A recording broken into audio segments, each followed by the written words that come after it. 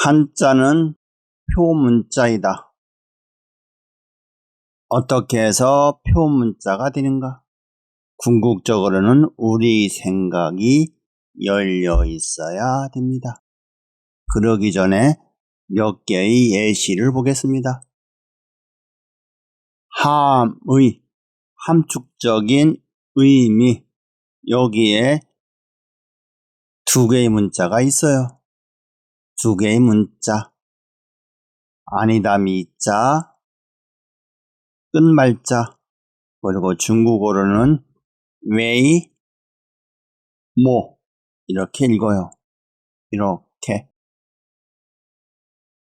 이러한 문자들을 표만자 원리를 적용하려면, 즉 이렉부스 6개의 함의를 부과하려면 나타난 음들을 단순화시킬 필요가 있죠. 그래서 이러한 형태로 딘다고 하는 것이죠. 이것을 저는 질음이라고 정의를 했습니다. 질음. 우리가 사용하고 있는 기본 음하고는 달라요. 왜냐하면 이렉부스 6개, 4개가 종성이 니을로 끝나기 때문에 니을이 붙은 음이 한자에서는 기본 음이 되는 것입니다. 기본 음. 이 두 개의 문자가 수천 년 동안 함축적으로 의미한 바가 길이의 개념이 존재한다고 하는 거예요. 길이의 개념. 길이의 개념. 길이의 개념.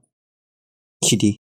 그런데 우리는 이 문자를 학습하면서 길이가 짧다는 것을, 길이가 다르다는 것을, 길이가 길다는 것을 인식하면서 여기에 표만자 원리가 있다고 하는 것을 생각하지 못하였죠. 보시겠습니다. 여기에 두의 상형이 있어요. 두의 상형.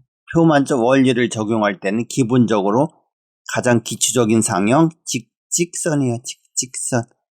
한일이 나타나는 형태죠. 한일, 직직선. 그러면 이렇게 두의 상형을 보게 되면 이렇게 해봅시다. 그러면 이것은 선단이죠. 선단, 선익이 짧다는 거예요. 그 다음에 끝말자는 이렇게 보면 후단이죠. 후익이 짧아요. 후단이면 종성이 니을로 끝나야 돼.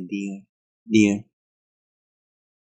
한자 음에서 종성이 니을로 끝나는 건 후단으로 생각을 해야 합니다. 그러면 이렇게 딘다고 하면 이렇게, 이것은 장동이에요. 그러면 이것은 종성이 니을로 끝나요. 따라서 끝말이기 때문에 장동이어야 한다는 것이죠. 장동. 이런 형태로 써주어야 한다고 하는 거예요. 그 다음에 8팔이 상형에서 보겠습니다. 8팔. 여기서는 기본적으로는 호호선이에요. 호호선. 이 제시된 형태가 호호선입니다. 호호선. 그러면 이곳은 종성이 끝말, 장동이에요. 장동입니다. 장동. 그러면 아니다 미자에서는 종성이 없어요. 그래서 선단이 돼요. 선단. 이렇게 선을 그었을 때, 즉 이 부분이 이렇게 짧아져야 한다고 하는 것이죠. 이런 형태. 그러니까 이렇게 생각을 하면서 문자를 써야 한다고 하는 거예요. 그러니까 정리하면 아니다 미자에서 두의 상형이 선단이거나, 그러니까 이 부분이 선단이거나, 또는 이 부분이 한 부분이 짧거나, 또는 두 개의 상형이 동시에 선단인 경우에는 미로 표음이 된다고 하는 것이죠. 이렇게 문자를 써줘야 돼요. 3개 중에 하나. 그러면 끝말은 후광입니다. 자, 후광이면 알이기 때문에 후광이에요. 후광. 그러면 이 부분이 굵어야 되겠죠. 이 앞부분보다. 또 한 가지는 8파리 상형에서 이 부분을 굵게 써줘야 해요. 옛날에는 붓으로 썼기 때문에 가능하죠. 또는 2개를 후광으로 써주면 좋겠죠. 그런데 이렇게 이 2개를 동시에 써주면 강조의 의미는 있지만 문자의 자형이 망가집니다. 보기가 안 좋아요. 그래서 2개 중에 하나를 쓰면서 8파리 상형보다는 2의 상형의 굵기와 길이를 부여하는 것이 좋습니다. 그리고 이렇게 되면 기본적으로 얄이에요, 얄. 그래서 우리가 알이 되려면 이 부분, 알이 되려고 하면 우리가 직직선을 직직곡으로 바꿔야 해요. 직직곡이 뭐냐? 이 부분을 살짝 구부려 주는 겁니다. 이렇게. 그러면 알이 된다고 하는 것이죠. 알. 표만자 원리는 초성이 없는 상태로 해례가 되죠. 이 부분을 해줘야 하죠. 왜냐하면 우리 민족은 문자에서 길이 개념을 3개로 봤어요. 같다, 길다, 짧다. 그런데 한자를 쓰고 있는 중국 한족은 2개의 개념으로 봤습니다. 이게 같다는 개념이 없어요. 그러니까 지금 우리가 이러한 영향을 받아서 지금 문자를 쓰고 있어요. 기형적으로 쓰고 있는 거죠. 그래서 우리가 본래의 사고방식으로 복원돼야 돼요. 복원. 이거에 입각해서 문자를 써줘야 돼요. 어떤 거? 길이 개념은 같다, 길다, 짧다. 아니다, 끝말자가 하고자 하는 의미, 함의가 이겁니다. 길이 개념이 있다. 거기에 맞춰 써라. 우리는 이런 것을 전혀 생각하지 못하였지요. 여기에 이런 문자가 있어요. 그래서 선비사 흑토지요. 중국어로는 시투라고 읽어요. 이 문자에서 인입부스 6개가 함유하고 있는 표만자 원리를 적용하려면 나타난 초성을 단순화시킬 필요가 있어요. 그래서 우리가 이것을 지름의 형태라고 합니다. 지름. 여기에서는 2개가 함의하는 바가 한자에는 길이와 위치가 있다. 이것을 함의하고 있는 거예요. 그래서 2의 상형을 봅시다. 2의 상형.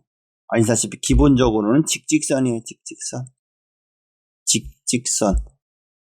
자, 이렇게 보시면 이것은 후단이죠.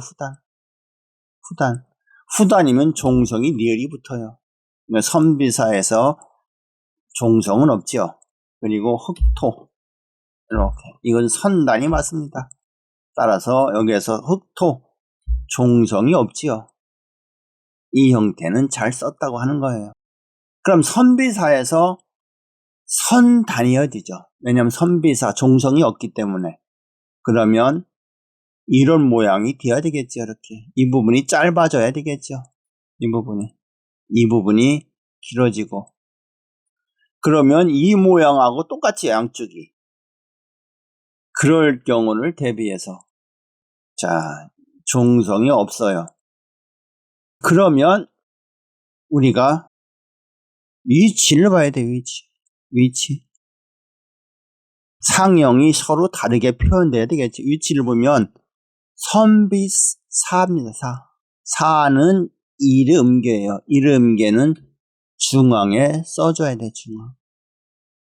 이렇게 써줘야 돼. 중간에. 그럼 흑토는 이것은 을의 음계예요. 이것은 여기에 써주면서 상위, 위쪽에 써줘야 돼요. 중간에 써주느냐, 위치에 써주느냐. 이렇게 다르겠죠. 즉, 중간에 써주느냐 위에 써주느냐에 따라 음이 다르다고 하는 것입니다.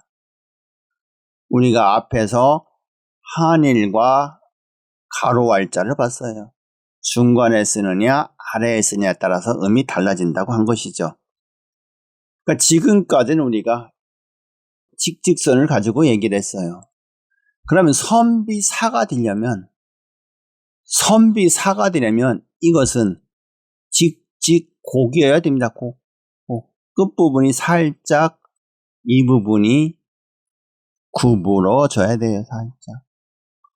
그러면 흑토는 직곡곡입니다. 직곡곡. 그러니까 이 부분을 뭐예요? 파형을 처리해주면 돼요. 파형. 이렇게 해서 1차적으로 문자가 정리가 되고, 또 한 가지는 상형이 명확하다면 앞에서 제시된 내용이 있었죠. 이것은 중간에 수렴이 됩니다. 중간에 수렴. 즉 상형 형태를 명확하게 해주면 중간에 써도 된다는 의미예요. 강조하기 위해서는 상의, 중의를 구분해 쓰면 좋겠죠. 이렇게 한자는 굵기, 길이, 위치, 방향에 따라서 다르게 표현되며 이에 따라 표음이 달리 적용된다고 하는 것입니다. 이제는 정확한 자형을 보셔야 돼요. 이러한 문자가 있었고, 이러한 문자가 있었어요. 자, 그러면 우리가 상형 요소 4개 중에서 길이를 먼저 봅시다. 장동인 게 어떤 거예요? 장동이면 끝 종성이 니을로 끝나는 거예요. 그래서 끝말 이게 되겠죠. 이것은 2의 상형이나 8발의 상형의 길이가 같아야 돼요. 그 다음에 선단이죠. 선익이 짧는 경우, 이것은 우리말로 종성이 없는 걸 얘기해요. 그래서 이거, 그리고 이거, 그리고 이거 3개가 되겠죠. 그 다음에 광동인 경우, 그러면 일이 음계나 을이 음계가 되겠죠. 그런 경우 아니다, 미가 되겠죠. 그 다음에 선광, 어나 오가 되는 것이죠. 그럴 때는 이렇게 되죠. 흑토가 선광이에요. 흑토가. 그리고 끝으로 후광인 경우, 수익이 굵어야 되는 경우는 끝말, 아하고 우에서 파생된 음들이죠. 그래서 끝말자, 그리고 선비사자 이렇게 됩니다. 한자는 표문자이다. 한자에서 표문자화된 한자로 가자. 대단히 감사드립니다.